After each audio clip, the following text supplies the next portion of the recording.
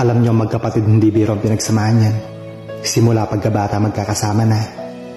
Iisa lang ang pagkain pinagsasaluhan. Magkatabi sa pagtulog. Iisa lang ang dugo na nanalaysay sa inyo. Kahit mag-away man, magkasakitan, magsumbatan, minsan pa nga nagsusumpaan. Kahit pagbalibalik-tarin mo man ang mundo, hindi mo matatakasan ang katotohanan ng isang tao ng pinagmulan nyo. Masaya man o malungkot, away man o bati, mananatili pa rin yung pagmamahal. Mahalin mo ang kapatid mo higit kanino man. Dahil kahit kailan, ang kapatid ay kapatid at hindi mo yung matatakasan. Kaya dapat kapag dumating yung panahon na hindi na kayo magkaintindihan, alalahanin nyo sa dulo, kayo din ang magtutulungan.